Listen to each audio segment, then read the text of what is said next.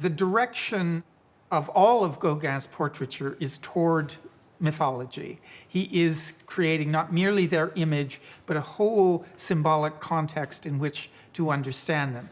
So yes, they are individual people, but Gauguin also wanted them to be seen as representative of the culture which he was exploring. There's all these many, many layers of meaning, these many different media, sculpture, writing, pottery, all these things, so that one can really see how multifaceted Gauguin's work really is.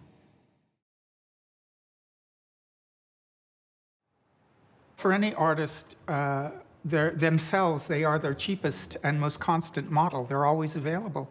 And so he began by painting himself often, but then he realized that he could experiment with himself. He could try on new guises. He could put himself in relation to other objects and see where that took him in defining his own character. Gauguin was constantly mythologizing himself. I suppose the most frequent allusion he makes is to Christ, suffering, misunderstood, which was very much how Gauguin saw himself through much of his career. The early portraits of members of the family are highly conventional.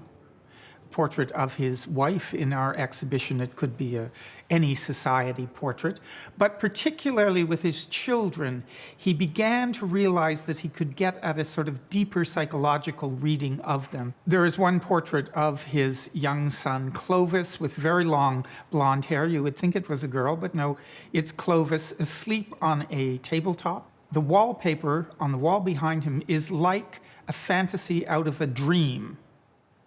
The other person, of course, who plays a huge role is Vincent Van Gogh. They stay together in Arles for 2 months. This period of time, very intense, very creative, very competitive, ends with the dramatic finale in which Van Gogh cut a part, or maybe his whole ear, and Gauguin left never to return. Gauguin, when he's in the South Seas, he has friends in Paris send him sunflower seeds, which he grows, and when the sunflowers bloom, he paints a series of big, bold flower still lifes. And so, 10 years after Van Gogh has died, sitting in the South Seas, Gauguin is evoking him by painting a surrogate for Van Gogh, his sunflowers.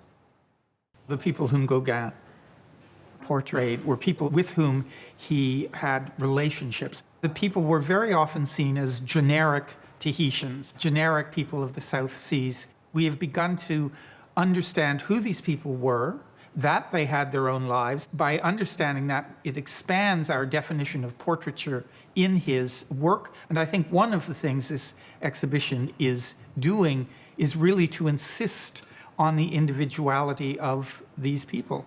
I think of Gauguin as a very great artist for his formal inventiveness, for the richness of content in his art, which we have not yet plumbed, which we probably never will. It means that he's still very much alive for us.